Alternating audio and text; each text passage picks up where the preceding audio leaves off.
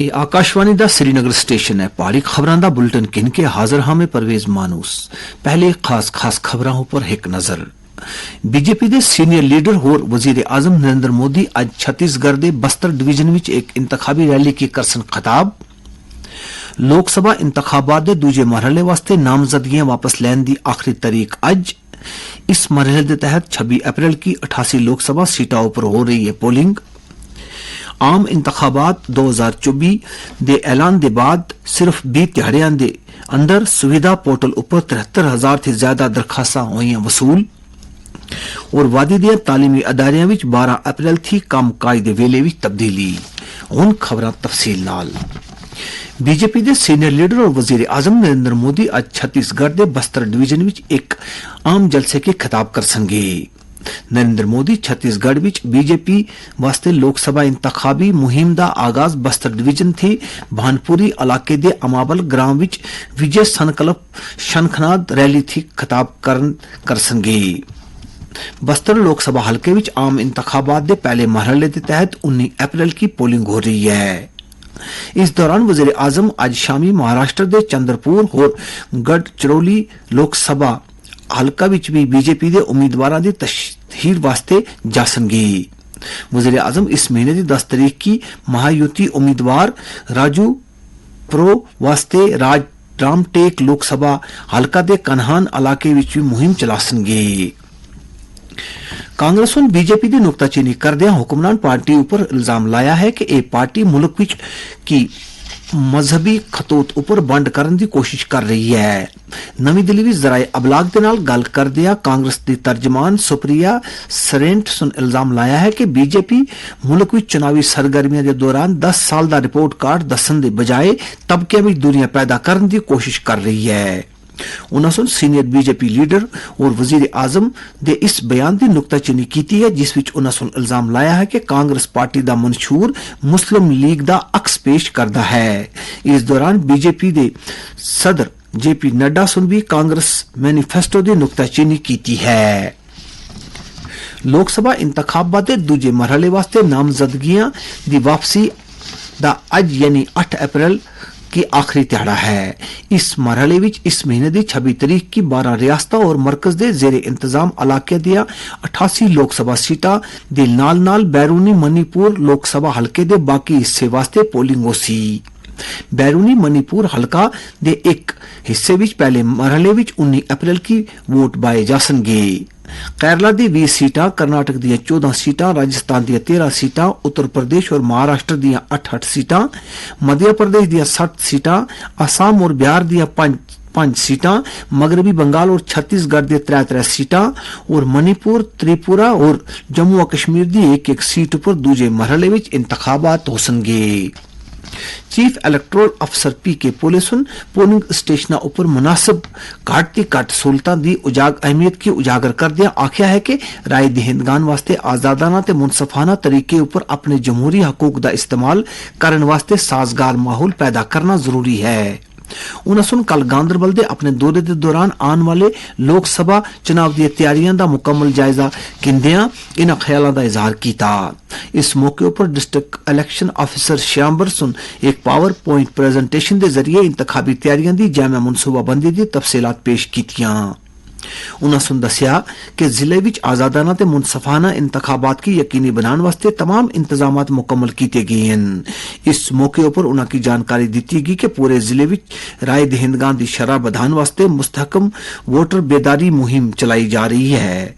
बाद में chief electoral अफसर सुन अफसर की हिदायत दी कि वह अपने इंतखाबी फराइज की अंजामदही के दौरान मिसाली अज़म लगन और खलूस का मुजाहरा करन।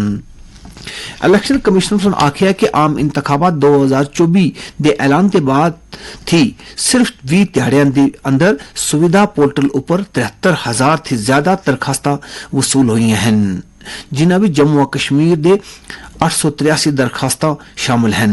इंतखाबी मुहिम की मुद्दत की अहमियत के तस्लीम करदियां जिथे पार्टियां और उम्मीदवारां वोटरां तिकर पुजन वास्ते सरगर्मियां विच मसरूफ हैं, उथे ही सुविधा पोर्टल उम्मीदवारां वास्ते सहूलत भी फराहम कर रहा है। ਇਹ ਪੋਰਟਲ ਰੈਲੀਆਂ ਮੁਨੱਕਦ ਕਰਾਨ, ਪਾਰਟੀ ਦੇ ਆਰਜੀ ਦਫ਼ਤਰ ਖੋਲਣ, ਘਰ ਘਰ ਜਾਕੇ ਵੋਟਰਾਂ की लुभान, वीडियो वैन, हेलीकॉप्टर ਗੱਡੀਆਂ ਦੇ परमिट हासिल करन और पंफलेट तकसीम करन थे मुतलक इजाजतनामे अरसाल करन दा काम भी करता है।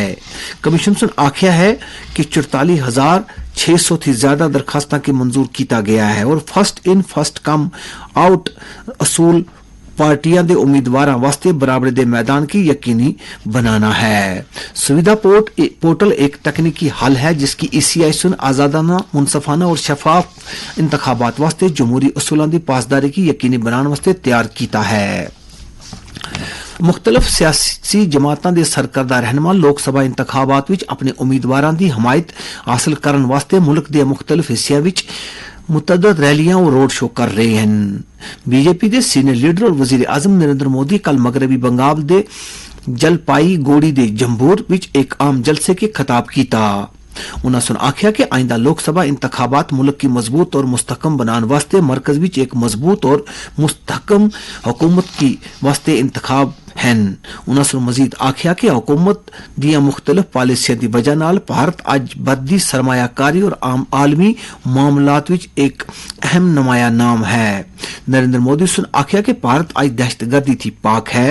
उन्होंने मजीद आख्या कि दफा 370 दी मनसूखी दहशतगर्दी थी पाक कश्मीर दी गवाही है जिस उपर भारत की फख्र है। जम्मू और कश्मीर विच लोकसभा चुनाव थी पहले खवातीन अहलकारां पर मुश्तमिल स्पेशल ऑपरेशन ग्रुप SOG का एक निका जत्था तैनात किया गया है। ये जत्था जम्मू और कश्मीर पुलिस का खसूसी तरबीयत याफ्ता जत्था है। 8 रुकनी टीम जड़ा के खुद कार हथियारों और बुलेट प्रूफ जैकटां नाल पूरी तरह लैस है कि बख्तरबंद गाड़ियां विच गश्त दे फराइज अंजाम देंदियां और शहर दे मुख्तलिफ हिस्सियां विच तलाशियां ते गड्डियां दी चेकिंग करदियां देखा जा सकता है। तैनाती थी पहले इस जत्थे सुन 3 महीने की सख्त तरीन तरबियत हासिल की थी। ये जत्थे सीनियर अफसरां दे हदायत उपर तैनात किए जा रहे हैं।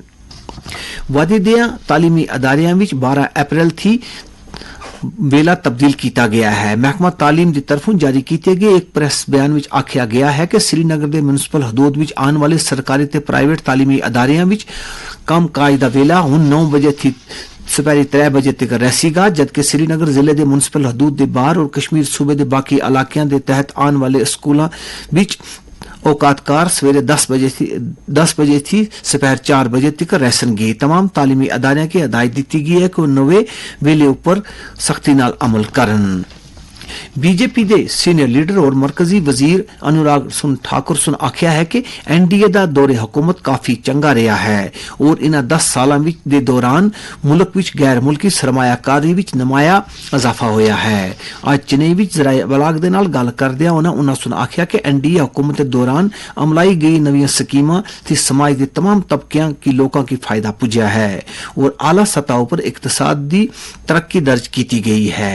उन्होंने सुन आख्या कि वजीर आजम नरेंद्र मोदी सुन मुल्क दे माहीगीर तबके वास्ते भी काफी सारी स्कीमां अमलाइयां हैं। तवारीखी मुगल रोड अज थी गड्डियां दे आन जान वास्ते खोल दी गई। साढ़े नुमाइंदे सुन खबर दी है कि ट्रैफिक की अज एक तरफा पुंछ थी छुपियां आने की इजाजत दी गई है। पुंछ ते जिला मजिस्ट्रेट सुन ट्रैफिक पुलिस और SDM सुरनकोट की हिदायत दी है कि उस शाहरा उपर गड्डियां दी बिला खलल रुकावट की यकीनी बनाने वास्ते इंतजामात करन। नवी दिल्ली विच अज फौज दे एक अहम सहफरीकी कॉन्फ्रेंस परिवर्तन चिंतन का इनकाद हो रहा है जिसका मकसद नवे और ताज़ा ख्यालात और इस्तिलाहात की आगे बढ़ाना है। कॉन्फ्रेंस की सदारत chief of defence staff general Anil Chauhan कर रहे हैं। वजारत दफा सुन आख्या कि हिंदुस्तानी मुसल्ह अफवाज सुन मुस्तकबल दी मुतवक्का जंगा वास्ते तैयार रहने वास्ते अपनी जदोजहद एक बड़ी तब्दीली का आगाज किया है। अखीर विच खास खबरां एक बार फिर। बीजेपी के सीनियर लीडर और वजीर आजम नरेंद्र मोदी आज छत्तीसगढ़ के बस्तर डिवीजन विच एक इंतखाबी जलसे की करसन खिताब। लोक सभा इंतखाबात के दूजे मरहले वास्ते नामजदगियां वापस लैन की आखिरी तारीख अज। इस मरहले वास्ते 26 अप्रैल की 88 लोक सभा सीटों पर हो रही है पोलिंग। आम इंतखाबात 2024 के ऐलान के बाद सिर्फ 20 दिहाड़ियां विच सुविधा पोर्टल उपर 73,000 से ज्यादा दरखास्तां हुई वसूल और वादी दिया तालीमी अदारियां विच 12 अप्रैल तक कामकाज के वेले विच हुई तब्दीली। इस दे नाल पहाड़ी खबरां दा यह बुलेटिन मुक गया।